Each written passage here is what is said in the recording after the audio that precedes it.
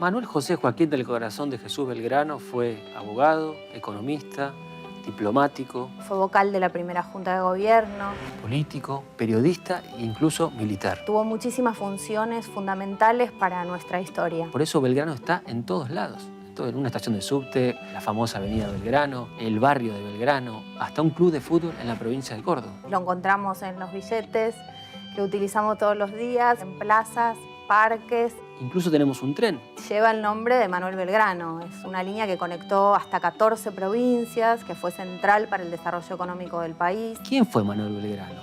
¿Qué representa para los argentinos?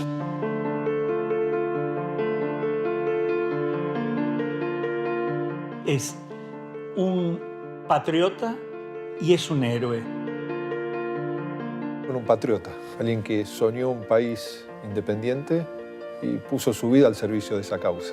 Belgrano era incansable, además era un todoterreno, ¿no? Si tuviésemos que decir futbolísticamente, era el Mascherano de la época en su mejor momento, el que las corría todas. A Belgrano en el ejército lo llamaban el bomberito de la patria. Se lo decían de forma irónica, acusándolo de que estaba todo el tiempo en movimiento, ¿no? Belgrano es el paradigma de los hombres de la independencia que pensaron que no solo había que dejar de ser una colonia española, es aquellos que pensaron que nuestro territorio, el territorio americano, tiene que ser un territorio independiente, pero al mismo tiempo igualitario. Belgrano era un adelantado, un pionero en todo sentido.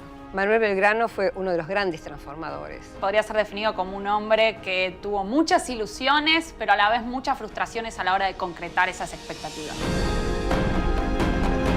Trabajar en una película de ficción en la historia siempre es interesante porque uno se contacta con el hombre y no con el monumento, el bronce. Siempre desde chico fue mi prócer favorito en lo que fue mi vida, así que cuando me concedieron el proyecto, la verdad que fue un sueño hecho realidad. De todos los próceres de la independencia, el más porteño es Belgrano. Yo creo que fue el prócer fundacional de la Argentina más relevante. Para poder caminar y caminar hacia el futuro, tenemos que ver que hubo hombres y mujeres que no fueron dioses ni diosas, sino que fueron hombres y mujeres como somos nosotros y nosotras, que pelearon por hacer realidad sus sueños. Belgrano pensó un país más allá de su coyuntura. Luchó por la coyuntura, pero pensó una sociedad para las próximas generaciones. Eso para mí tiene mucho que ver con lo que pensamos sobre la palabra héroe. Mucho me falta para ser un verdadero padre de la patria. Me contentaría con ser un buen hijo de ella.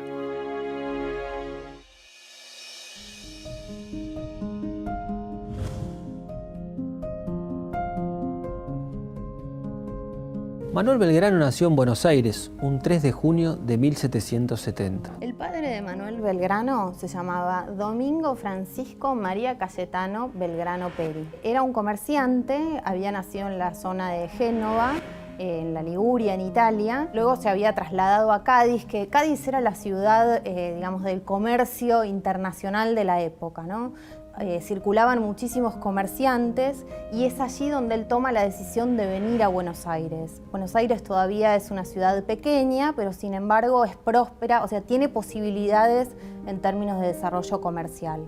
Cuando llega aquí, se casa con María Josefa González, que era hija de una familia tradicional de Santiago del Estero. Recordemos que la madre de Belgrano pertenecía a la clase alta de la sociedad. Una familia muy numerosa, muy católica, un hijo ilustrado de una familia bien, que podía haber sido un abogado de la élite y terminó siendo revolucionario. Por mi bisabuela Flora llevo la sangre del general Belgrano y por Juan Carlos llevo sangre de un hermano de Belgrano y el apellido.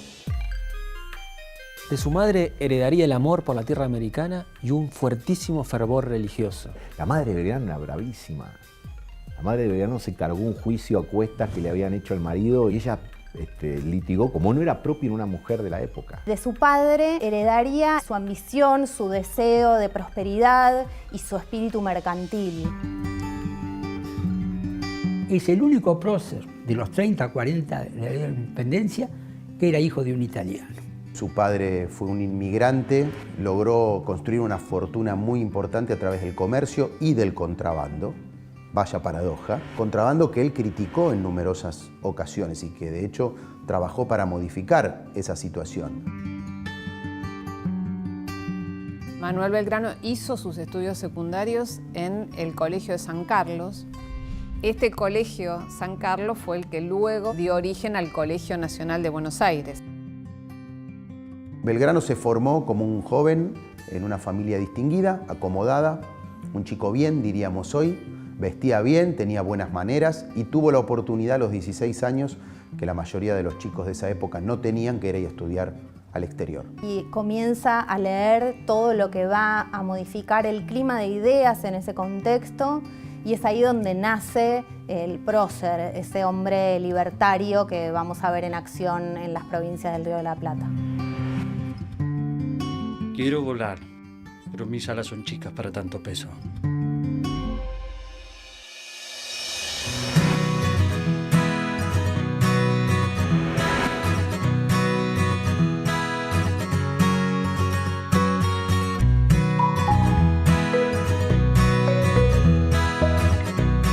Es el año 1786. Belgrano, que ni siquiera cumplió los 16, ya viaja a Europa a estudiar junto con su hermano. En la correspondencia que intercambia con sus padres, cuenta que vivía de manera muy frugal en Europa. Los pocos dineros que tenía los destinaba a la compra de libros, de filosofía, de economía política, de historia. Además, Belgrano hablaba 3 idiomas: italiano, francés e inglés. Se alojó en la casa de una de sus hermanas, que estaba casada con un comerciante también español. Belgrano va a obtener el grado de bachiller en leyes en la Chancillería de Valladolid y unos años después, en la misma casa de estudios, el título de abogado. Sus padres querían que continuase el doctorado, estudios doctorales. Para él el doctorado era una pérdida de tiempo, era una pérdida de tiempo en sutileza de romanos, tal cual lo decía. Y hay una carta muy linda donde su madre le insiste en que él siga estudiando letras, abogacía, que él siga con el tema de un doctorado, y él le dice que no, que quiere estudiar cosas útiles, porque ya veía la importancia de lo económico y se pone informalmente a leer y a frecuentar gente de la parte económica. A lo mejor la familia estaba pensando más en otro enfoque, pero a él le gustó el derecho. De todas maneras, en ese momento, derecho, economía. La desautoriza a la madre, cosa que para la época, hoy vos te podés imaginar a tu hijo que te dice, no, papá, no quiero estudiar esto, quiero estudiar diseño. Pero en esa época había que decirle que no a la madre. Vivió un momento histórico que fue la Revolución Francesa. Belgrano era un avanzado para la época, realmente. Obviamente todos influenciados por la Revolución Francesa. Las ideas de libertad, igualdad, fraternidad, le volaron la cabeza, diciéndolo vulgarmente. Y después se va a querer transformar, va a querer adoptar y transformar esas ideas para su tierra. Él obtiene un permiso especial del Papa Pío VI para realizar lecturas que en ese momento se consideraban prohibidas. La idea es que él los leyera para criticarlos y él termina impregnado de esas ideas, adhiriendo a muchas de ellas y volviendo al Río de la Plata para ser un revolucionario. Esas lecturas prohibidas, ¿qué son? Es Montesquieu, Voltaire, el liberalismo en términos políticos, la idea de soberanía nacional, la idea de división de poderes, la idea de república. Él nos enseñó que hay que trabajar juntos, nos enseñó que hay que luchar por aquello que pensamos y por las ideales que tenemos. Se apoderaron de mí las ideas de libertad, igualdad, seguridad.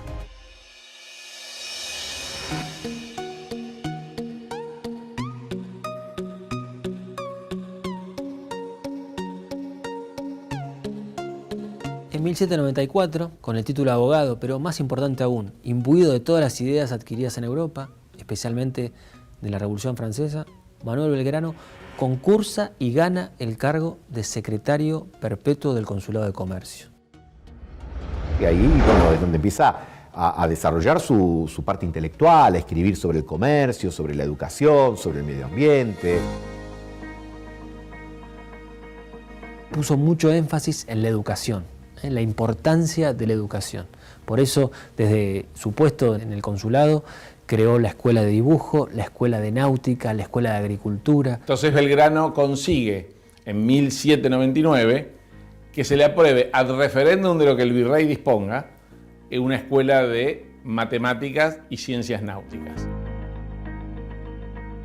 Imagina grandes obras fluviales, obras de infraestructura, como en el caso del puerto de Buenos Aires, porque hay una preocupación muy fundada por fomentar el comercio internacional. Belgrano tiene la visión de poner dentro de todas las materias de la escuela, de la currícula, algo que hoy conoceríamos como administración naviera, porque empieza a explicar no solo que aprendan a manejar un barco, sino a que aprendan a saber qué es lo que lleva ese barco, que es nada menos que el comercio exterior. Belgrano siempre estuvo en contra de la actitud de los comerciantes, ¿no? Los criollos y los peninsulares. Él siempre decía, de manera un tanto despectiva, que lo único que saben hacer es comprar por 4 y vender por 8. Belgrano descubrió rápidamente que había que hacer no lo que Inglaterra decía, sino lo que Inglaterra hacía. Y lo que Inglaterra hizo fue exportar manufacturas, importar materias primas, todo lo contrario a lo que hizo Argentina en los últimos 200 años. Él está pensando de un modo, a mi juicio, inigualable la combinación entre agricultura, comercio, industria y hoy podríamos decir ciencia, conocimiento. Es de los pocos que viniendo del puerto tiene una idea de una integración nacional. Las ideas de Belgrano son muy actuales. Belgrano defendía el empleo, promovía la industria argentina, la industria nacional, y tenía una visión de desarrollo que hemos perdido los argentinos. Desengañémonos. Jamás han podido existir los estados luego de que la corrupción haya llegado a pesar las leyes y a faltar todos los respetos.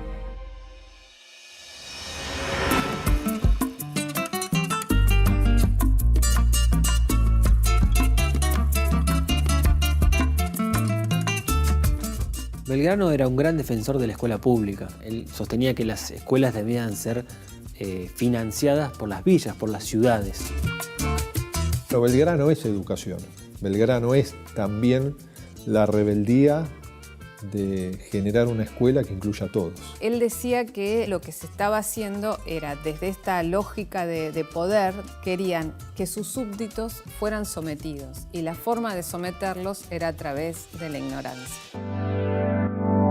Cuando uno genera conciencia, genera pensamiento crítico y genera libertad. Él se daba cuenta que había muchos niños y niñas que no podían acceder. A punto tal que le reclamaba a los jueces que obligaran a las familias a que mandaran a sus hijos a la escuela.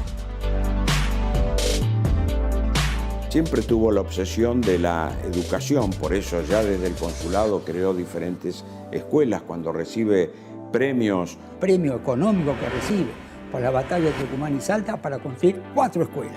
Eran 40.000 pesos, muchísimo dinero para la época. En lugar de, como harían muchos, no sé, comprarse un carruaje, comprarse ropa, mejorar su casa, dona ese dinero para la construcción de 4 escuelas. Belgrano puso la plata, pero la plata se usó para otra cosa.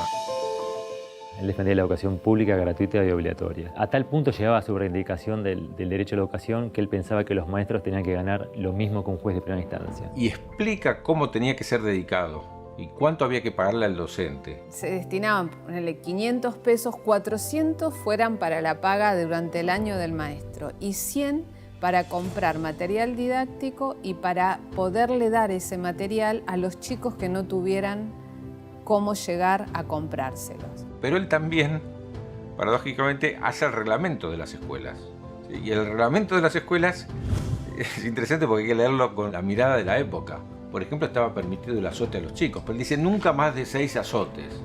Dice, a lo sumo podría ser 10 azotes, dice, pero nunca en público porque no hay que avergonzarnos. Y él también quería las niñas, que en ese momento no estaban concebidas como sujetos de educación. Creía que una mujer que iba a ser madre tenía que estar preparada y tenía que aprender para educar a sus hijos. Que era lo que decía, que la sociedad futura, por nuestro rol fundamental en las tareas de cuidado de nuestra familia, teníamos que ser educadas para que ese futuro, los hijos, las hijas, sea mejor y más floreciente que el presente que teníamos. Sin educación, nunca seremos más que lo que desgraciadamente somos.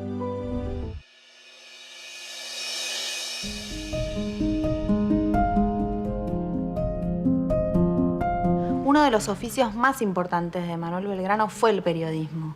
Pensemos que en esa época el único diario en España era el Diario de Madrid. Y un decreto prohibió la circulación de cualquier otro periódico. Pero al mismo tiempo, ese decreto daba la posibilidad de que cada reino tuviera uno de circulación pequeña, local. El primero va a ser el Diario de Lima y luego nuestro prócer va a idear aquí también un periódico. Algunos lo definen como el primer cronista argentino. Tenía una pluma privilegiada, tenía mucha facilidad para explicar y para convencer. Para Belgrano la prensa también fue un púlpito, de algún modo. Era una forma de hacer conocer sus ideas, de mostrar sus ideas. En esa dirección también le dio lugar a voces que en ese entonces no aparecían o voces silenciadas. La idea de libertad de ideas y libertad de publicación de las ideas llega para Belgrano a todos. Es decir, él está pensando en incluir también el pensamiento y la posición de sectores relegados, como pueden ser las mujeres o incluso de los pobladores originarios. Trabaja en el telégrafo mercantil. En este telégrafo mercantil aparecen ideas fundamentales de Belgrano, pero no solo de él, sino de los hombres revolucionarios con los que él comparte. Él milita mucho a través de la prensa. El siguiente periódico que Belgrano va a impulsar es el Semanario de Agricultura. Va a ser en esas publicaciones donde aparecen grandes ideas económicas, de periodismo económico de Belgrano. El 3 de marzo de 1810 aparece un nuevo periódico que es el Correo de Comercio. Lo que él entiende como libertad de prensa en aquel momento y se entendía era la posibilidad de justamente expresar las ideas sin ningún tipo de censura previa. Esto no era tan común. Él dice básicamente que el periodismo es un antídoto contra la tiranía. Es decir, si las cosas se saben, se comentan, hay opiniones libres, es más difícil que el gobernante sea un tirano.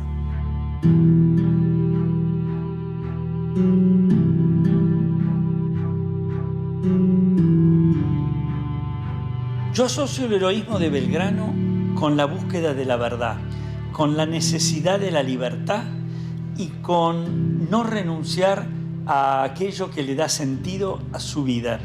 Solo pueden oponerse a la libertad de prensa los que gusten mandar despóticamente.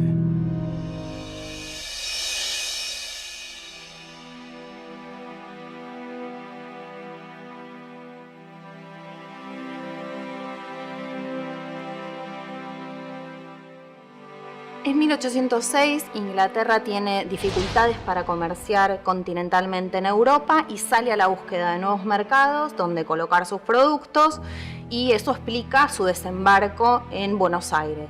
Necesitaban una base, no había un objetivo de tomar todo el virreinato, sí la boca de entrada para el comercio. Tenemos el puerto de Buenos Aires, hacia el sur Ensenada de Barragán y Quilmes, hacia el norte San Fernando y Tigre, y en el otro margen del río Montevideo y Colonia. El desembarco de Carvereford es por Quilmes y avanza hacia la ciudad. Él nos dice, primera invasión inglesa, yo era capitán de las milicias, pero las milicias nunca se habían reunido, con lo cual cuando llega la primera invasión inglesa, nos juntamos todos en barraca para enfrentar a los ingleses y nadie sabía nada, y fuimos rápidamente derrotados. Los funcionarios públicos y los sectores más poderosos de Buenos Aires juran obediencia a la corona británica que logra dominar. Belgrano cuenta en su autobiografía que él se niega y por lo tanto huye a la banda oriental.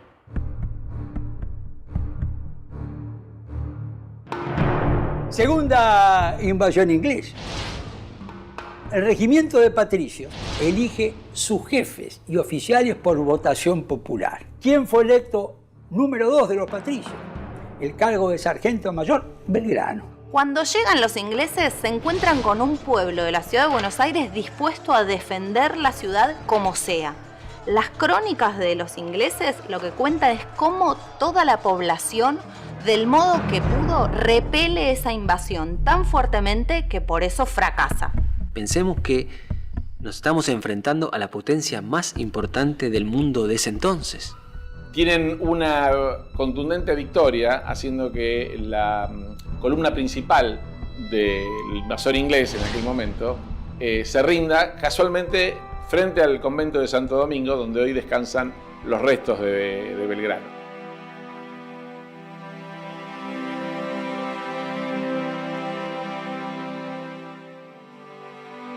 Si uno tuviese que hacer un balance de las invasiones inglesas, yo marcaría dos cosas centrales. La primera, el descrédito de las autoridades virreinales. Y segundo, y más importante, es este autoconvencimiento de los porteños de decir, nosotros echamos a los ingleses, nos podemos gobernar. ¿Para qué queremos a esta gente? La unión es la única capaz de sacar a las naciones del estado de opresión en que la ponen sus enemigos.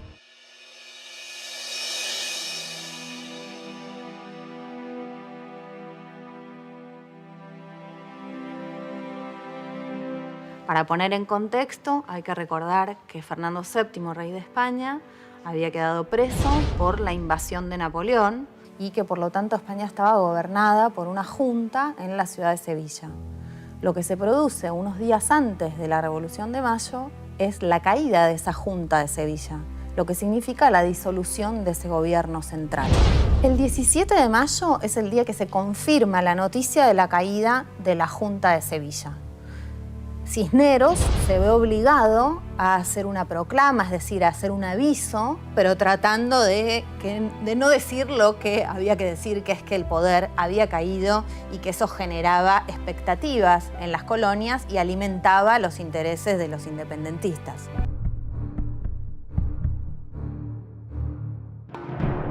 Una línea moderada, partidaria de no una ruptura violenta con la metrópoli, con España, liderada por Cornelio Saavedra. Y una segunda línea, una segunda corriente, mucho más radicalizada, mucho más de una idea de ruptura, es liderada por Mariano Moreno, el secretario de la primera junta.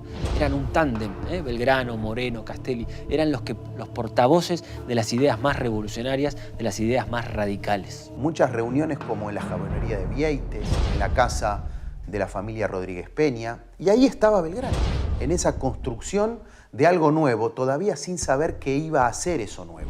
El día 19, luego de esa noticia que da Cisneros, las milicias de Buenos Aires, comandadas por Cornelio Saavedra, comienzan a presionar por la conformación de un cabildo abierto. ¿Cuántos participan en el cabildo abierto del 22 de mayo? Eran 270, porque a los españoles nos habían dejado participar. Lo que se define allí es una junta liderada por el propio Cisneros y secundada por Saavedra. Sin embargo, el pueblo reacciona violentamente a esa situación. Eso genera una indignación entre aquellos que habían impulsado el Cabildo Abierto del 22 de mayo y que habían triunfado en la votación. A la noche del 24 se firma un petitorio que firman más de 400 personas y esa gente se moviliza el 25 de mayo logrando que renuncie la junta formada el día anterior y efectivamente esa multitud, más el poder de fuego hipotético que no se usó de los milicianos, permitieron que triunfaran los revolucionarios, ¿no? Juro a la patria y a mis compañeros que si a las 3 de la tarde del día inmediato el virrey no hubiese sido derrocado, a fe de caballero, yo le derribaré con mis armas.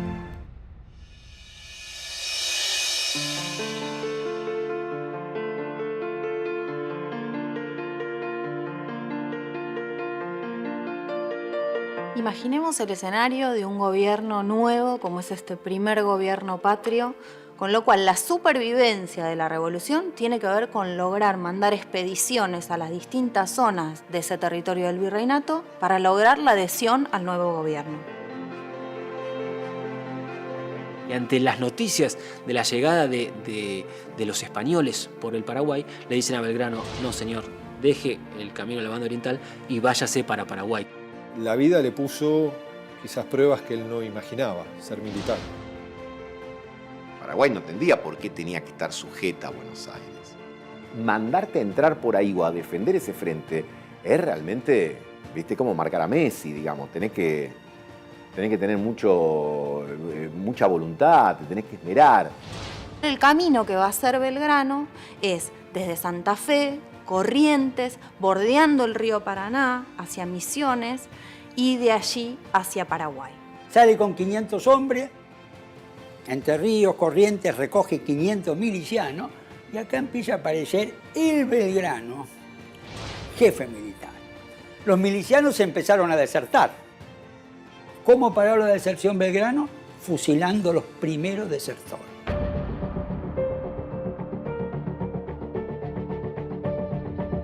Y entra en Paraguay con fuerzas muy menores a las que el gobernador de Paraguay moviliza contra ellos, por dos razones. Una, porque todavía en ese momento Paraguay se mantenía fiel a la metrópoli, al Consejo de Regencia, se llamaba, que estaba en España, y no quería seguir a Buenos Aires, y también porque era un ejército porteño, así lo presentaron, invadiendo el Paraguay.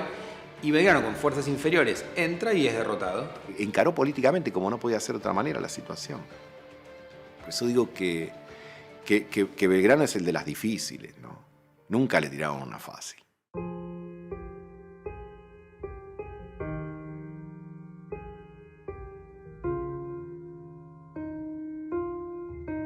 Cuando Belgrano vuelve a Buenos Aires después de la expedición al Paraguay, es enjuiciado. Pero el enjuiciamiento de Belgrano dura pocos días. Automáticamente es absuelto. Tan absuelto es que lo nombran jefe de la guarnición militar de Buenos Aires en términos casi inmediatos.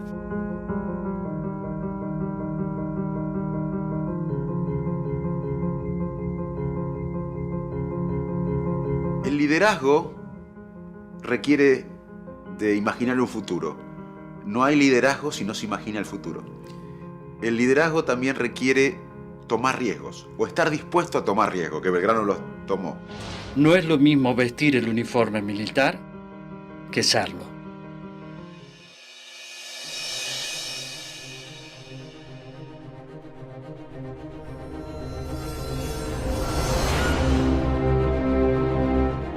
Belgrano tuvo dos grandes victorias militares. Las batallas de Tucumán, septiembre de 1812, y la batalla de Salta, febrero de 1813. Pero no sabemos por qué una manga de langosta decidió jugar del lado republicano y atacar a los realistas. Por lo tanto, los realistas tuvieron que retroceder por esa manga de langostas que los atacó y el ejército republicano pudo rehacerse. Unas horas después, tipo 6, 7 de la tarde, llega al cuartel o al despacho el mensajero de Pío Tristán pidiéndole la rendición incondicional a Manuel Belgrano. Belgrano lo mira a José María Paz y le pregunta, ¿pero ganaron ellos o ganamos nosotros? José María Paz le dice, no, ganamos, decirle que ganamos nosotros. Y Manuel Belgrano va y le dice al mensajero, no, nosotros ganamos, son ustedes los que tienen que rendirse si destrozamos el ejército realista. Se va y le dice a Pío Tristán que Belgrano no se rinde y que le exige la rendición a Pío Tristán que había perdido. Y Pío Tristán dice, sí, es verdad, perdimos nosotros, y se retira. La batalla de Tucumán es una victoria muy importante, porque si no el territorio argentino no hubiera pasado de Córdoba hacia el norte. Envalentonados, los criollos, los republicanos, deciden perseguir al ejército de Tristán hasta la batalla de Salta y finalmente en la batalla de Salta expulsan al ejército realista de lo que hoy conocemos como el territorio argentino. Uno dice dos grandes victorias, Salta y Tucumán, y dos derrotas, Vilcapugio y Ayohuma. Belgrano va a ser muy juzgado por sus derrotas de Vilcapugio y Ayohuma, tan así que además el gobierno central de Buenos Aires va a pedir su relevo y su reemplazo por San Martín. Belgrano, como lo reconocía el propio San Martín, no solo fue un buen militar, sino que fue un militar osado que con su compromiso permitió que la independencia siga viva en sus victorias y en sus derrotas, pero ganó tiempo. Él no era militar, había tenido una corta experiencia militar durante las invasiones inglesas. El mismo San Martín lo elogia. San Martín dijo, es el mejor que tenemos, más de una vez. Es un héroe porque no es que no tenga miedo, sino que enfrenta el miedo. Por eso Belgrano es un valiente, porque tiene coraje. La vida es nada si la libertad se pierde.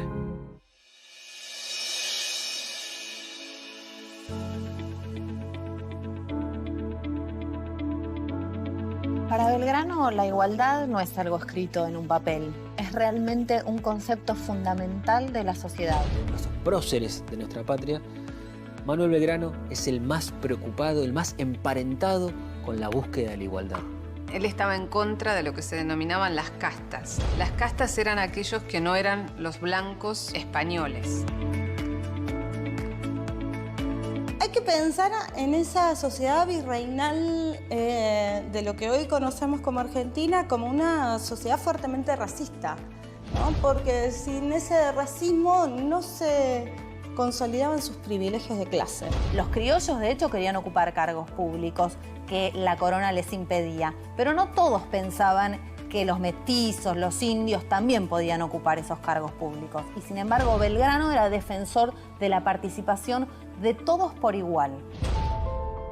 De acuerdo al color que uno tuviera, tenía derechos diferenciados. Por un mismo delito, un blanco no era azotado y alguien considerado de casta, fuera pardo, fuera mestizo, fuera cualquier tipo de que alguien no considerado blanco, podía ser azotado, por ejemplo. Él se oponía a que el rico tuviese mucho y el pobre no tuviese nada. Belgrano buscaba la igualdad entre criollos españoles, pueblos originarios y afrodescendientes, o esclavos africanos que eran traídos en los barcos y vendidos en nuestra tierra. Belgrano, cuando va a la expedición al Paraguay, proclama en las antiguas misiones guaraníes la necesidad justamente de igualar a los indígenas con los blancos, ¿no? Eso le va a generar una enorme adhesión de los sectores populares, especialmente entre los pobladores originarios. Son ellos mismos los que lo van a defender incluso cuando tengan que testificar en procesos que se le realizan por las derrotas que tiene. En cada acto, en cada escrito de Manuel Belgrano, podemos ver esa obsesión por la igualdad entre criollos, españoles e indígenas, por el acceso de la mujer a la educación, por la libertad de pensamiento, por la libertad de expresión, por la igualdad ante la ley. Hay que tratar de comprender, mejor dicho, el pensamiento de Belgrano en esa sociedad. Eso es lo rupturista, eso es lo vanguardista de su pensamiento vinculado con la igualdad. No hay objeto más digno de atención del hombre que la felicidad de sus semejantes.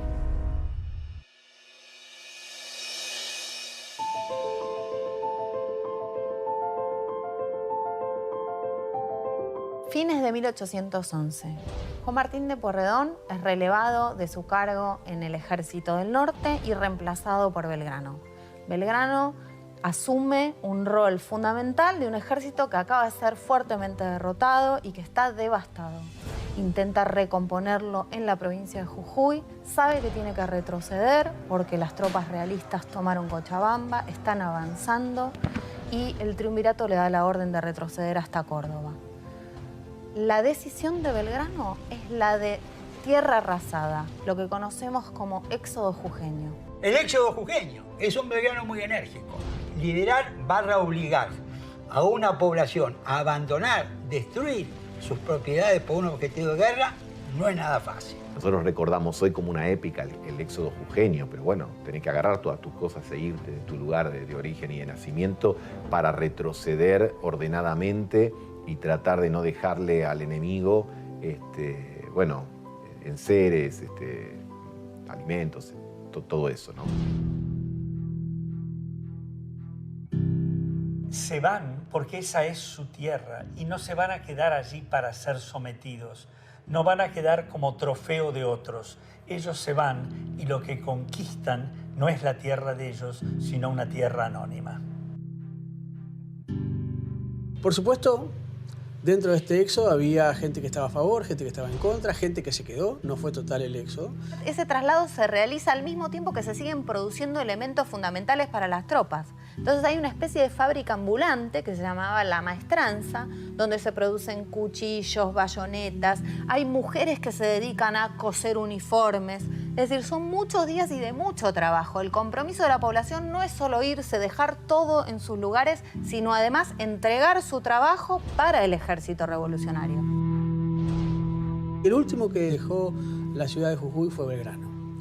En vez de ser la vanguardia del ejército, Belgrano fue la retaguardia. La estrategia del éxodo jujeño planificada por Manuel Belgrano, fue central para el triunfo en la batalla de Tucumán, unos pocos meses después, en septiembre de 1812. Belgrano conduce el éxodo jujeño, pero también le hace entender a todos que no estamos abandonando nuestra patria, sino que estamos impidiendo que sea conquistada por otros. Es preciso en este tiempo hacer cosas extraordinarias y sacrificarlo todo por la salud de la patria.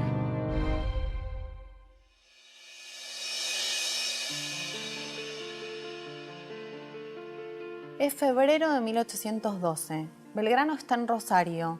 Su función es la de crear dos baterías, Independencia y Libertad. Baterías son conjuntos de cañones de artillería para poder disparar, es decir, para evitar el avance de las tropas por el río Paraná. Aún durante la época revolucionaria seguía flameando la bandera española en muchos edificios de la ciudad de Buenos Aires.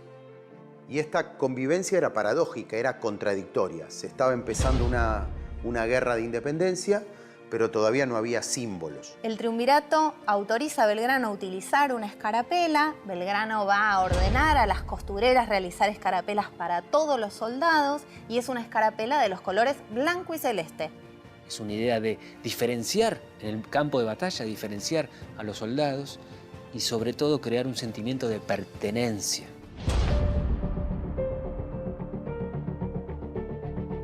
Pero el 27 de febrero Belgrano va un poquito más allá, porque además de la escarapela, lo que quiere hacer Belgrano es izar una bandera de los mismos colores de la escarapela. Es una decisión absolutamente personal, es de él. Esa bandera se la va a encargar a una mujer que se llama Catalina Echevarría de Vidal.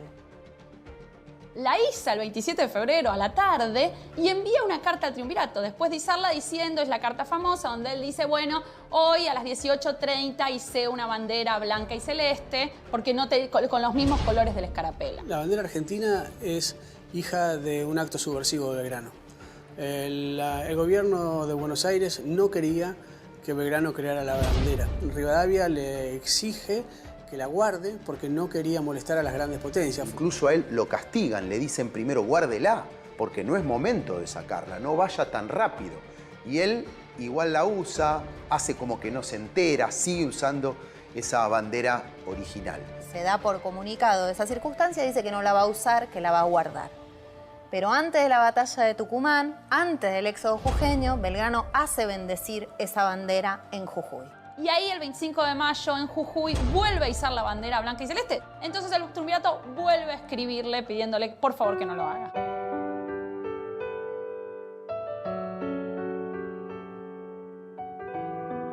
Belgrano, cuando instaura la bandera como enseña patria, lo que nos dice es, síganla hasta perder la vida. Empezó a organizarnos detrás de un mismo símbolo. Y que eso es lo que también permitió fortalecer el camino para poder ser patria, para poder ser independientes. No olvidéis jamás que vuestra obra es de Dios, que Él os ha concedido esta bandera y que nos manda que la sostengamos.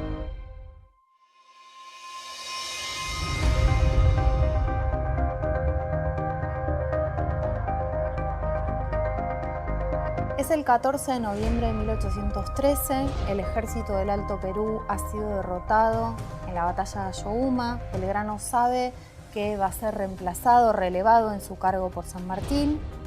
El que lo rescata es San Martín. San Martín, siendo un militar profesional, de carrera, formado, con batallas en Europa, etc., nunca lo miró por arriba del hombro a Belgrano. Al contrario, lo respetó y lo empoderó, diríamos ahora.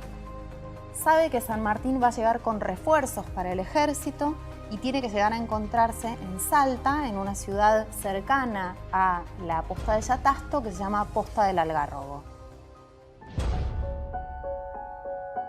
Los dos próceres se conocen solo por carta. Se han escrito y se han mostrado los respetos mutuos en muchísimas circunstancias. Belgrano no sabe que San Martín tiene orden de mostrarle su detención y que va a sufrir un proceso de juzgamiento en Buenos Aires por las derrotas de Vilcapugio y Ayohuma.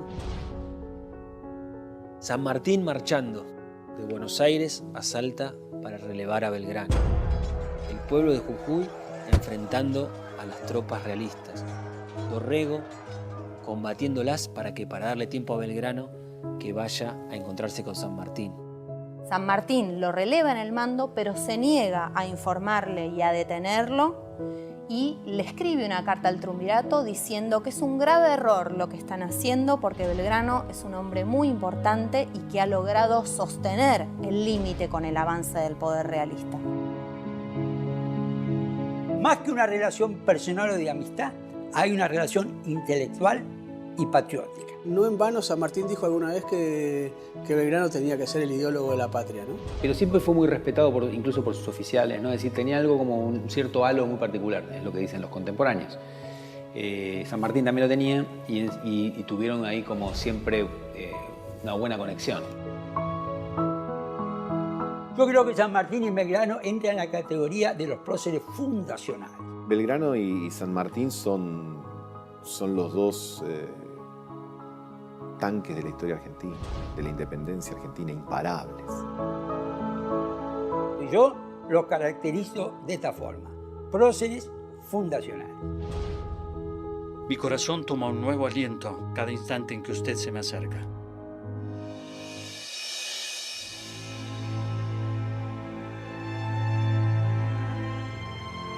Es 1814. Belgrano fue relevado de su mando en el ejército del Alto Perú. Y el directorio, en ese momento el director supremo es Posadas, le encarga una nueva misión. ¿Cuál es el objetivo de esa misión? Básicamente son tres puntos. Primero, lograr que Fernando VII no envíe a nuestras tierras esa enorme expedición que estaba preparando para reconquistar el poder en sus antiguas colonias. Segundo, lograr que algún monarca europeo quisiese asumir en América, viniese a América y asumir una suerte de monarquía constitucional. Y tercero, que las principales potencias europeas reconozcan la independencia de las Provincias Unidas del Río de la Plata. La misión consiste en ir junto con Rivadavia, primero a Río de Janeiro, porque tienen que hacer una escala, y de allí zarpar en barco hacia Londres, donde se encuentran con Zarratea. El viaje de Río de Janeiro a Londres duraba aproximadamente 4 meses. Pensemos en un Belgrano que ha vuelto del Alto Perú, de las derrotas, y después de eso se embarca 4 meses hacia Europa. Un Belgrano que además sufre reiteradas enfermedades.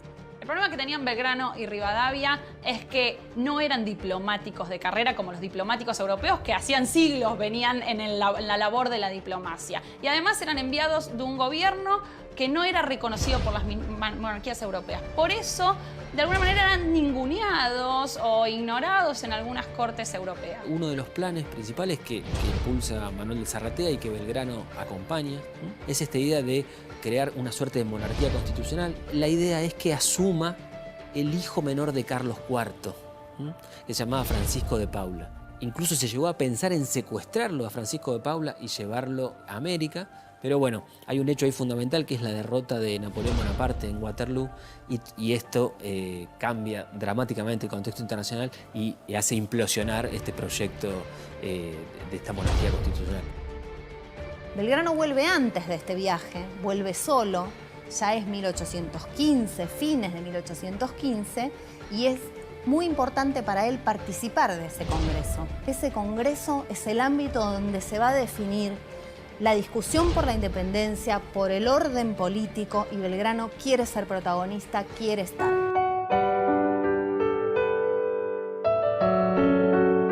Muchas veces nos vemos expuestos a lo imponderable, a lo imprevisible, a aquello para lo que no teníamos recursos anticipados.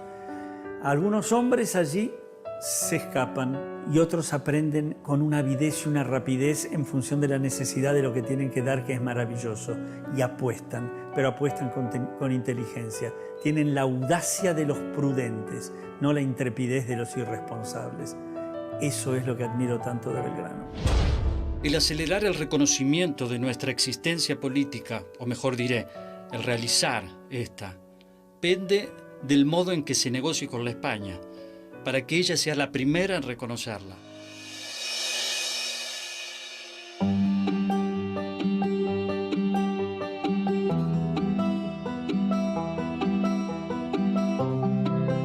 Para 1815, la situación de las provincias del Río de la Plata es muy conflictiva, tanto por lo que está sucediendo en Europa, donde Fernando VII volvió al trono dispuesto a restaurar la monarquía, como por la conflictividad entre los proyectos políticos de distintas provincias.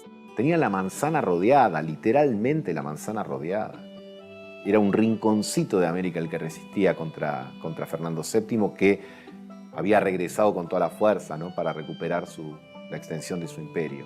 La forma de resolver esa cuestión es llamar a un congreso más amplio que se realice en la ciudad de Tucumán, invitando a diputados electos de forma más democrática. Belgrano se da cuenta de algo, que lo dice ante el Congreso de Tucumán. Dice, antes la moda era republicanizarlo todo. Ahora la moda es monarquizarlo todo. Es importante lograr la instalación de una monarquía temperada, dice él, al modelo de Inglaterra, y al mismo tiempo plantea una propuesta muy innovadora, que es la de que ese monarca sea un rey inca, Juan Bautista Tupac Amaru. Pero no vamos a traer un monarca europeo que no conoce nuestras costumbres, que no conoce, que no tiene, digamos, ninguna influencia sobre las poblaciones, sino que vamos a proponer a un monarca inca. El sentido de la revolución americano es una idea muy bella de Belgrano y de San Martín, ¿no? Y está pensada desde ese lugar, esa monarquía constitucional con un rey inca. Esto lo expone en el Congreso de Tucumán en 1816, muy pocos días después de la independencia, y es votado por unanimidad en ese momento. Parte de la élite de Buenos Aires era muy remisa a aceptar eso. En todo caso, podían aceptar alguna casa monárquica de los Braganza o de alguna casa europea menor, pero a lo mejor de lo que hoy decimos un pueblo originario era demasiado para ellos. Y ahí tenemos las declaraciones de Anchorena, que son profundamente elitistas y racistas. Incluso bromea diciendo, si tuviéramos que poner un rey de la casta de los chocolates, seguro tendríamos que traerlo borracho hacia el trono. El proyecto de la monarquía inca es la estrategia política en función del proyecto geopolítico. Lo que quedó de ese proyecto incaico es el sol que se agrega en la bandera que había creado Belgrano en el año 1818, ¿no? Y que desde entonces ahí está. La unión es la muralla política.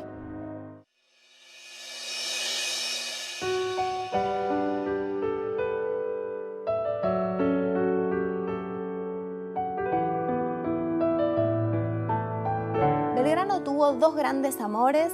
Esos dos grandes amores marcaron su vida. Son amores no convencionales, como es él. La vida amorosa de Manuel Belgrano tiene todos los condimentos que podría tener cualquier culebrón o telenovela, esas las que amamos muchísimo, ¿no? Porque tiene secretos, amores muy apasionados, amores prohibidos, idas y vueltas, desencuentros, hijos no reconocidos, todos los condimentos. Él era secretario del consulado, tenía alrededor de 32 años, Josefa tenía poco más de 17, iba con el padre, que era un comerciante, iba al consulado, y allí se conocen, queda profundamente enamorado. Pepa Escurra, casada con otro hombre, en una noche, en una madrugada, con todo preparado, sube a un carruaje, sin decirle nada a su familia, escapa de Buenos Aires, atraviesa el territorio y llega al norte, donde estaba su gran amor, que era Manuel Belgrano.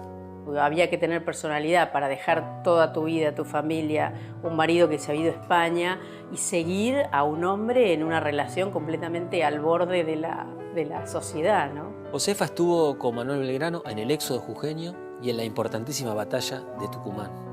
Y el 30 de julio de 1813 nació en Santa Fe su primer hijo, Pedro.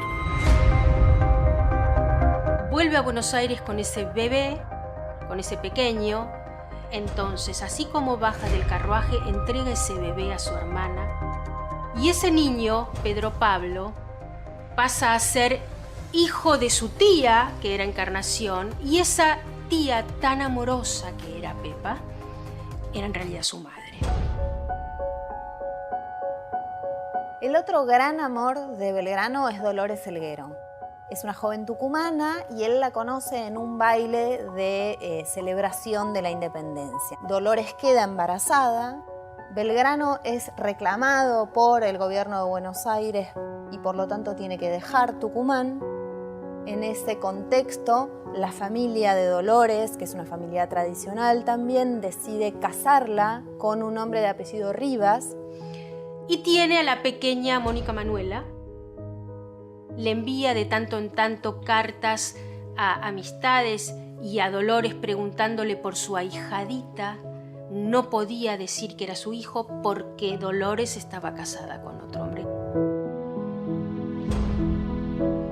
Para estos hombres, también para Belgrano, el gran amor de ellos siempre fue la causa, siempre fue la libertad.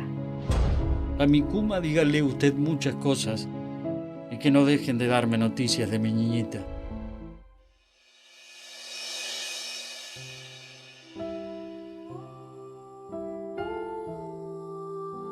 Belgrano sufrió físicamente dolencias, enfermedades desde muy joven. La historia clínica de Belgrano comienza cuando Belgrano está estudiando en Salamanca. Cuando está estudiando en Salamanca, aparentemente por sus veleidades amorosas, contrae una enfermedad que era muy común en ese entonces, que era la sífilis. El 3 de mayo de 1813, Belgrano envía una misiva, una carta al gobierno establecido en Buenos Aires, indicándole que sufre de paludismo.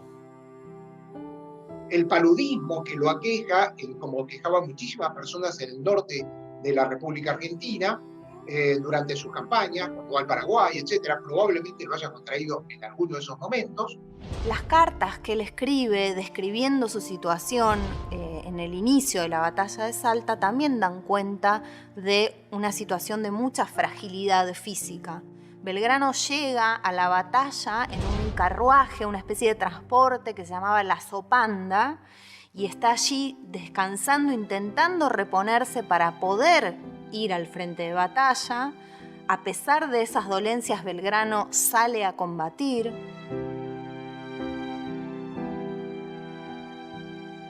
San Martín lo ve muy deteriorado y le escribe preocupado al gobierno establecido en Buenos Aires, pidiéndole que atiendan a esa situación, que presten atención.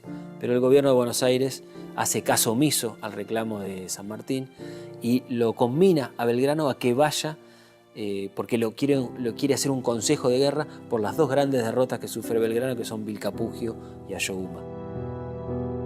En esas condiciones vuelve en un momento, es apresado, hasta es encadenado, y el edema que tenía en las piernas por ya su insuficiencia cardíaca, le deja marcas de los grilletes.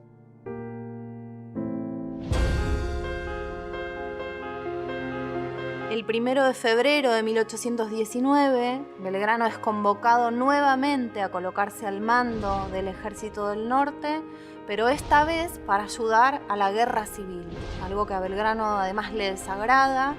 Sin embargo, él acepta a pesar de estar muy enfermo, porque considera que su rol y su deber para con la patria es hacerlo de todas maneras. Él vivía en chozas de paja, frías, húmedas, que por supuesto todo esto contribuyó a sus enfermedades. El legado de Belgrano es el sacrificio por la patria.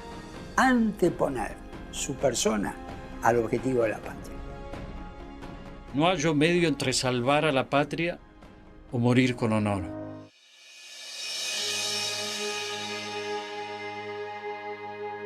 Belgrano tuvo ideas muy innovadoras respecto de la relación con la naturaleza. Se pueden ver las influencias del pensamiento de los fisiócratas, de François Quesnay, por ejemplo, donde hay una revalorización de la agricultura y de la tierra como fuente de riqueza. Lo que Belgrano va a interpretar es que es importante cuidar y proteger los reinos, el reino animal, el reino vegetal y el reino mineral, para lograr sustentabilidad en el progreso. Estas preocupaciones de Belgrano por lo que hoy llamaríamos la ecología las podemos encontrar ya en el joven Belgrano, cuando él es secretario del consulado, publicaba las memorias año por año y allí, en esas memorias, ya denuncia la depredación del suelo y del medio ambiente.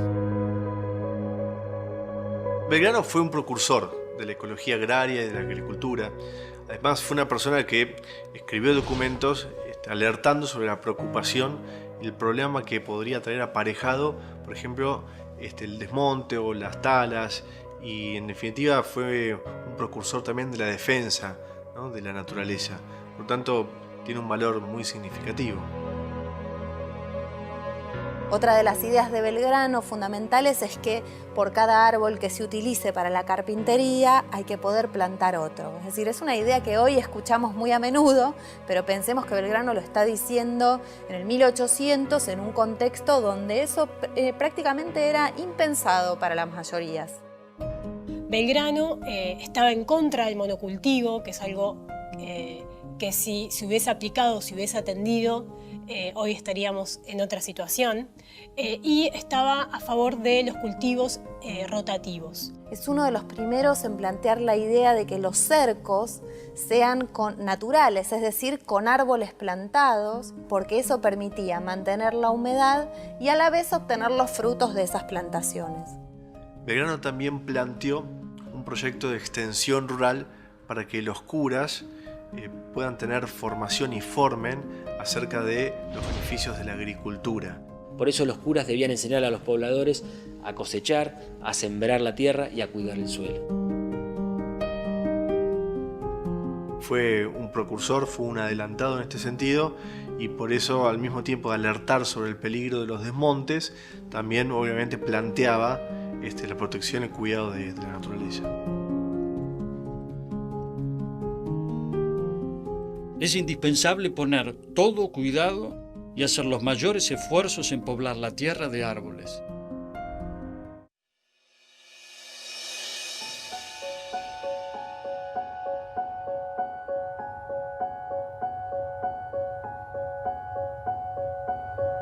Manuel Belgrano tuvo un pensamiento muy novedoso, revolucionario y de vanguardia con respecto a la relación entre mujeres y hombres. Belgrano está realmente muy preocupado y ocupado luego en sus propuestas de mejorar la situación de lo que todavía se considera el sexo débil. ¿Qué es lo que Belgrano sostiene? Belgrano piensa que la mujer no solamente es sujeto de una educación moral, de control de sus conductas, sino que es necesario que pueda formarse tanto en las letras, en la aritmética, como luego ser incorporada al trabajo. Belgrano pensó cómo incluir a las mujeres, a todas las mujeres. Pensaba un rol de educadora de la futura sociedad, para las mujeres con recursos y también para las de menos recursos. De la ignorancia nada puede surgir. Aquel que no sabe no puede hacer que el otro aprenda. Entonces, desde ese lugar quería que las mujeres fueran consideradas sujetos de educación.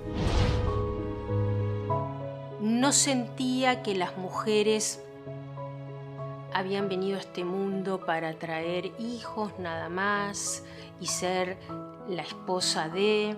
Promueve el hecho de que la mujer pueda tener su propio pecunio, su propia, que estudie, por supuesto, se capacite, se desarrolle y tenga su propia economía, de manera que él no tenga que estar pendiente de su riqueza para conseguir un buen partido y que pueda elegir el partido que quiera.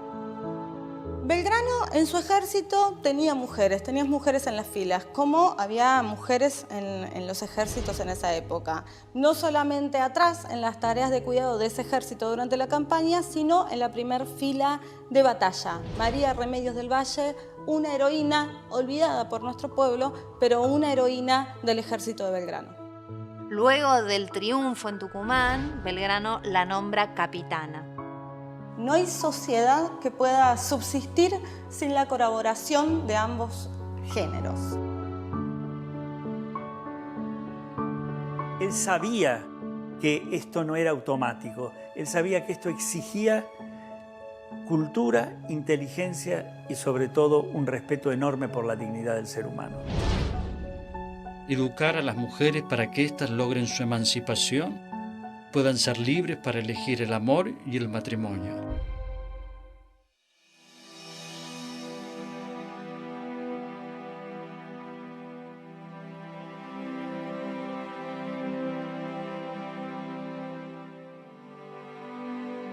Los últimos meses de la vida de Manuel Belgrano transcurrieron en la pobreza, la soledad y aquejado por múltiples enfermedades.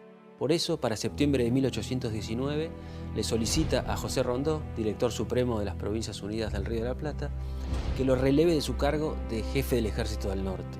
¿Qué quería Belgrano? Quería ir a Tucumán a conocer a su hija Manuela Mónica, que había nacido unos meses antes. En ese momento se produce una sublevación liderada por uno de los hombres que había sido su aliado en las batallas de Salta y Tucumán, que es Araos. Durante esa sublevación él es apresado en su propia casa. El médico John Redhead se interpone para que no le coloquen grilletes en las piernas, que ya las tenía muy hinchadas.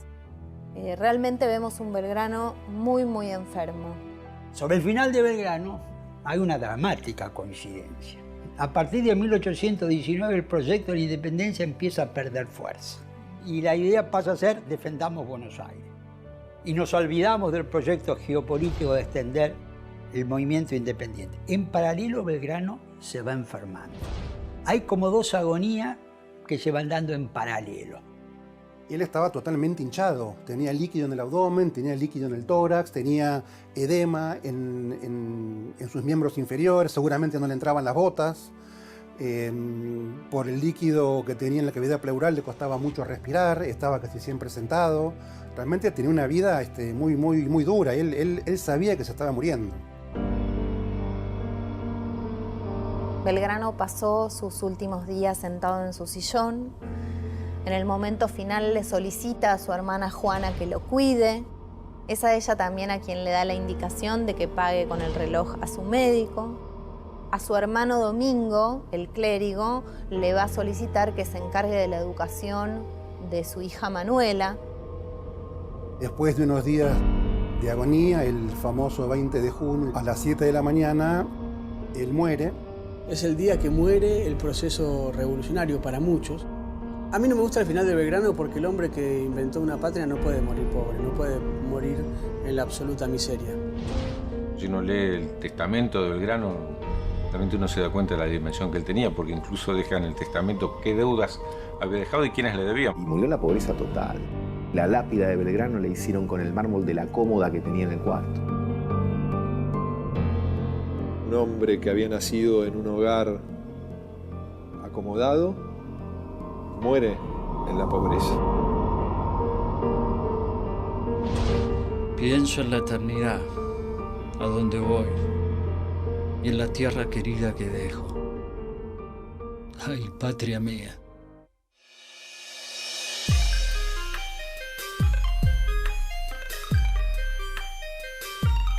Muchas de las ideas de Belgrano están totalmente vigentes en la actualidad, son discusiones muy actuales en el mundo y en nuestra Argentina. Belgrano es un clásico, y los clásicos siempre son vigentes. Y vos decís, ¿cómo hicieron para pensar en 1810 y vos lo lees ahora y parece que lo escribió ayer? No solo la visión y las palabras de Belgrano son actuales, sino lo que necesitamos como liderazgo, intelectualidad y acción.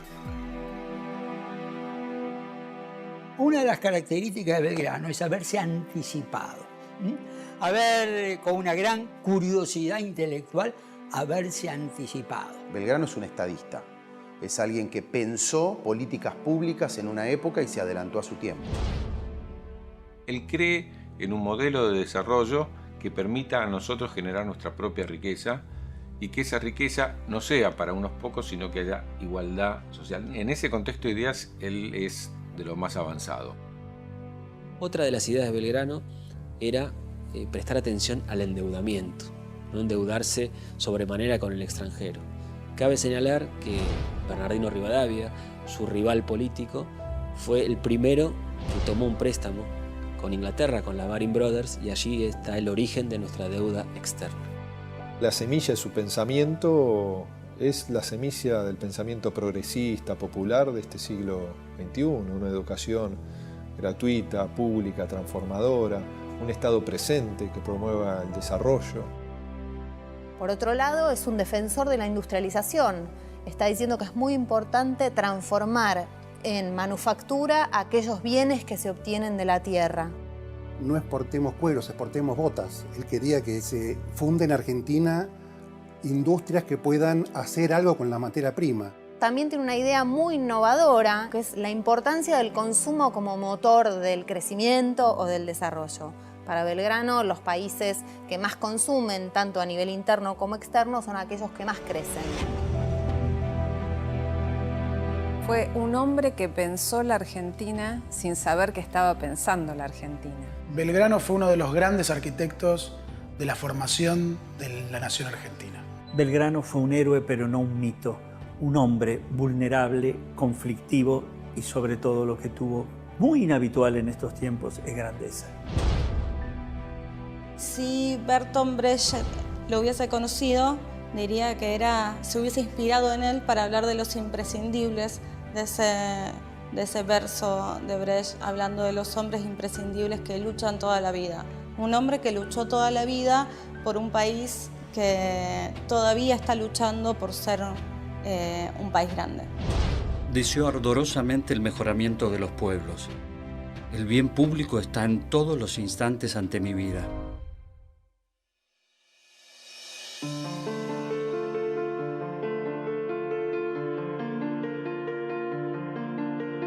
Manuel Belgrano fue un patriota convencido de la unidad de nuestros territorios. Tanto Belgrano como San Martín lucharon por la unidad, por la integración de las provincias del Río de la Plata y la integración de sus sectores populares. Ya antes de la Revolución de Mayo hay escritos de Belgrano donde él afirma que el peor de los males para una nación es la desunión. Fue un gran promotor de esta idea de la unión nacional. Él decía que lo que lleva a la destrucción del Estado es la desunión entre las personas. Belgrano es el arquetipo de la figura antigrieta. Lo vemos en la primera junta, es el más moderado de los que querían impulsar la independencia ya. Es moderado en su proyecto político. Él junta un rey inca, un rey indio, que es profundamente revolucionario en términos sociales, con un proyecto político que es la monarquía, que es conservador en ese momento. Su coincidencia con San Martín también nos muestra una actitud, diríamos, anti-grieta. Era de sumar. Tanto Belgrano como San Martín están muy ocupados de defender el proceso revolucionario frente al avance de los ejércitos realistas y por lo tanto son muy conscientes del daño que provocan las internas, los problemas de los distintos proyectos nacionales enfrentados. En ese momento, la guerra civil. Lo que llamamos una grieta era lo que en ese entonces estaba entre los caudillos, no tan llevado a la población, pero sí en la faz política, o sea, los caudillos unitarios, federales, las distintas provincias. Sin ninguna duda, si yo lo traigo a Belgrano a estos momentos, en lo que primero que trataría es de cerrar esa grieta.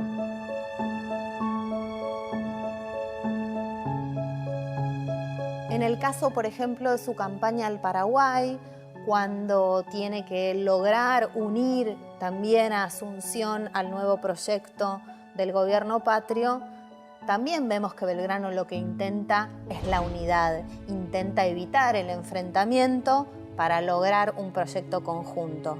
No solo lo pensaba como pueblo, como nación, también lo pensaba en función de la patria grande, ¿no? Si no estamos unidos, obviamente nos debilitamos, somos más débiles.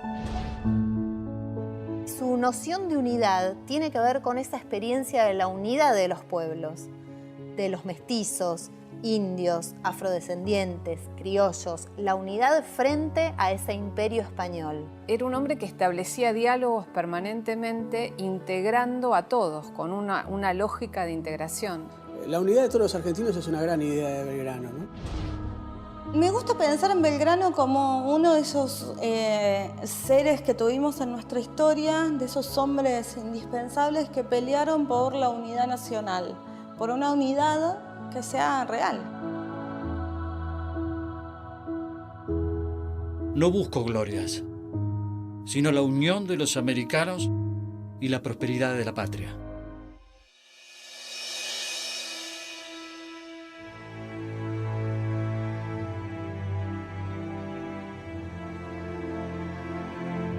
El legado de Manuel Belgrano a 200 años de su muerte es inmenso.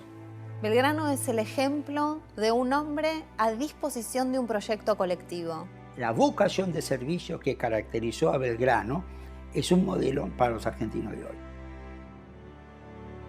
Si el pensamiento de Belgrano se hubiese transformado en hechos en el siglo XIX, quizás hoy en la Argentina estaríamos pensando en otro país y en otras prioridades. Nos dejó una pesada herencia, pero no en el sentido que habitualmente decimos pesada herencia. Nos dejó una pesada herencia porque hay que estar a la altura de Belgrano. Fue el primero que pensó a la Argentina como un país. Belgrano me parece que en toda su dimensión es universal y atemporal. El legado de Belgrano yo creo que es el amor a la patria. Uno encuentra con los dedos de una mano o de las dos manos nombres que uno pueda pensar que tan integralmente han aportado a la independencia de la Argentina, y realmente Belgrano es uno de ellos. El principal legado de Belgrano es una expresión de deseo, que es el deseo de poder construir finalmente la patria que él soñó. Sentó las bases de lo que es hoy nuestra actividad marítima internacional, nuestro comercio exterior y obviamente uno de los pilares de nuestra independencia. Yo lo veo como un estadista Belgrano porque promueve políticas públicas que hoy son de sentido común. Nos deja un legado y es un legado que tenemos que nosotros asimilar, tenemos que internalizar y tenemos que hacerlo nuestro. Porque si fue un legado que dejó flotando y nosotros no lo incorporamos a nuestra participación como ciudadanos en el país que vivimos, habría sido todo eso inútil. Lo que más debemos respetar y aprender del legado de Manuel Belgrano es que él pensó en su país antes que en sí mismo. Anda a Paraguay, volvé, hacete cargo del Ejército del Norte, viajá a Europa, pensate algo para la Constitución del 16. Y ahí estaba Belgrano, siempre. Nos gusta quejarnos un montón por las cosas que nos molestan mucho. Y está muy bien quejarse. El legado de Belgrano es que de quejarse y de ver las cosas que nos molestan hay que pasar a la práctica. Porque si no, solo nos quejamos.